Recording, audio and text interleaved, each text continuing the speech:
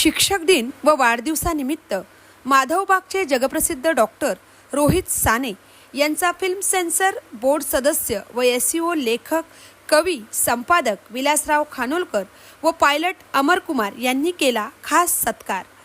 आयुर्वेदातील धन्वंतरी व MBBS मधील specialisation असूनही संस्थापक MD CEO doctor Rohit Sane यांनी भारतभर 150हून जास्त फ्रँचायझी व अनेक आयुर्वेद दवाखाने स्थापून एक प्रकारचा जागतिक विक्रमच केला आहे। वडील डॉक्टर माधवराव साने आयुर्वेदाचार्य यांना ते गुरुस्थानी मानतात। लाखो हृदयविकार असलेल्यांना ऑपरेशन शिवाय बरे केले आहे। त्यांची शिक्षक दिनी SEO संपादक विलासराव खानोलकर यांनी घेतलेली हृदयस्पर्शी मुलाखत सोबत अमर कुमार खानोलकर यांनी शुभचिंतन केले। महामुंबई चॅनलचा मिलिंद खारपाटील, माधवबाग। नमस्कार। आज मला अत्यंत आनंद होत आहे की आज शिक्षक दिन आहे आणि त्याचबरोबर आज अशा एका उपयुक्त ठिकाणी आपण आलेलो आहोत की माणसाला 100 वर्ष किंवा 150 वर्ष सुद्धा आयुष्य मिळण्याची शक्यता आता प्राप्त होऊ शकलेली आहे। एखाद्या माणसाने MBBS ट्रेनिंग घेऊन सुद्धा पुन्हा आयुर्वेदामध्ये येऊन त्याच्या शेकडोनी आणि 150 पेक्षा जास्त फ्रँचायझी उघडणं हे सोपं नव्हतं, पण ते सर्व रोहित सानेने साध्य करून दाखवलं। आणि आज शिक्षक दिनी ते म्हणतात की त्यांचे वडील हेच त्यांचे गुरु, म्हणून मी रोहित सानेने विचारतो की तुम्हाला ही संकल्पना कशी वाटली आणि बाबांकडून वडिलांकडून शिक्षक म्हणून आणि पिताजी म्हणून तुम्ही काय काय गुण घेतले ते जरा सांगा। बरं, नमस्कार। थँक्यू खानोलकर साहेब, तुम्ही मला ही ऑपॉर्च्युनिटी दिली। पण हे एकदम सत्य गोष्ट आहे की जे काही मी शिकलेलो आहे ते माझ्या वडिलांकडून शिकलेलो आहे। माझ्यासाठी गुरु, माझा देव, माझ्या सगळ्या गोष्टी जे काय आहेत ते माझे वडीलच आहेत।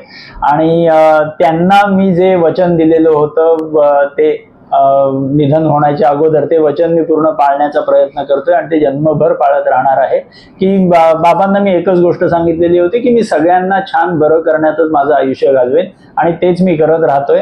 आणि बाबांनी मला जे काही शिकवलेलं आहे, मी MBBS केल्यानंतर जे काही आयुर्वेदची मला जे काही शिक्षण मिळालेलं आहे, मी कुठलंही फॉर्मल एज्युकेशन न घेता बाबांकडनं जे शिकलेलो आहे ते कदाचित मी आयुर्वेदाच्या पुस्तकातून जे शिकलो असतो त्याच्यापेक्षा 10 पट जास्त मी बाबांकडनं शिकलेलो आहे। आणि नेहमी मी त्यांचा ऋणी राहीन की त्यांनी मला जे शिकवलेलं आहे त्याच्यापेक्षा सुंदर अजून मला कोणीच शिकवलं नसतं।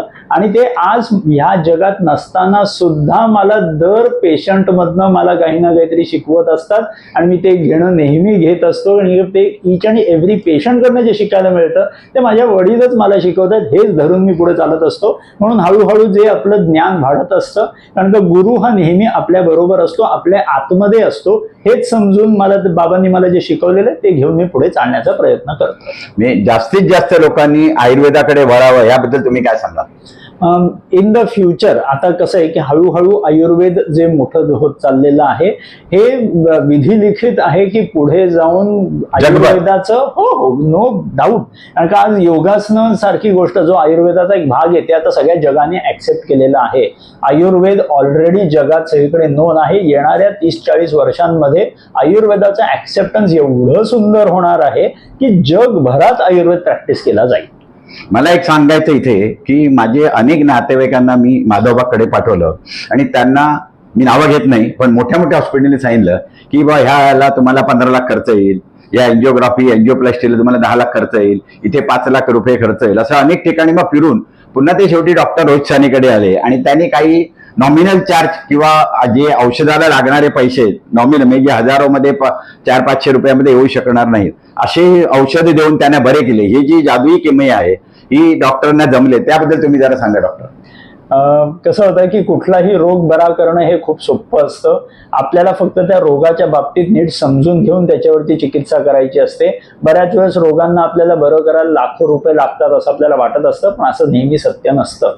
बरेचसे रोग असे असतात जे आपण कमी पैशात सुद्धा बरं करू शकत असतो आणि काही तर रोग असे असतात जे घरच्या घरी तुम्ही बरे करू शकत असतात, तिथे तुम्हाला डॉक्टरांची गरज सुद्धा लागत नसते। सो जे काही मला वडिलांनी शिकवलेलं होतं तेच मी तसंच्या तसं इम्प्लिमेंट करायचा प्रयत्न करतोय, म्हणून बऱ्याचशा लोकांना त्याचा फायदा होताना आपल्याला दिसून येत असतो। आपण इथे टॅगलाईन लिहिली आहे, we don't just repair weak heart, we make it a stronger, not just a disease, we care for your health too. आणि तिसरी टॅगलाईन आहे की 10 लाख लोकांपेक्षा जास्त लोकांना तुम्ही सक्सेसफुली ट्रीट केले, तुमचे 150 पेक्षा जास्त फ्रँचायझी आहेत आज तुमचा बर्थडे आहे. एक दोन शब्द मला चांगले आठवतात, येता येता मी लिहिले ते फक्त वाचून दाखवतो. हुशार धन्वंतरी आपण डॉक्टर साने, पेशंट सेवेसाठी उघडले अनेक दवाखाने, आयुर्वेदातली अभ्यासली हजारो पाने, सुवर्णाक्षरांनी भरतील लाखो पाने, शेकडो आपले आधुनिक दवाखाने, उत्कृष्ट सेवेसाठी तत्पर दवाखाने, हृदय बरे करणारे ते दवाखाने. बरा झाला हजारोंचा डायबिटीस, कोणाचा बरा झाला सायनायटिस, कोणाचा बरा झाला अर्थोरायटिस, कोणाचा बरा झाला बीपी आणि सोरायसिस. लाखो देती आशीर्वाद, जकास काम उत्तम निर्विवाद, जगाल तुम्ही 100 वर्षे नाबाद, आनंदाने राज्य करा 100 वर्षे, नाव तुमच्या आयुर्वेदात 1000 वर्षे, माधवबाग जगप्रसिद्ध सहस्त्र वर्षे, रोहित साने मिळो आयुष्य 100 वर्षे. आज तुमचा वाढदिवस. आयुर्वेदाचे रोहितने केले सोने, पेशंटच्या आयुष्याचे केले चांदी आणि सोने, भगवान विष्णुपरी सुखाने आपण जगणे. Happy birthday to Rohit Sane, happy birthday to Rohit Sane. या चांगल्या शुभदिनी सिद्धिविनायक हा प्रसाद आणि लक्ष्मी आम्ही त्यांच्या ताब्यात देत आहोत आणि असेच तुमच्या हस्ते लाखो पेशंट बरे व्हावे अशा मनापासून आम्ही सर्व पेशंटच्या वतीने जनतेच्या शुभेच्छा देतो आणि आपली अशीच प्रगती होत राहू याबद्दल मी आपल्याला धन्यवाद देतो. धन्यवाद. Thank you very much.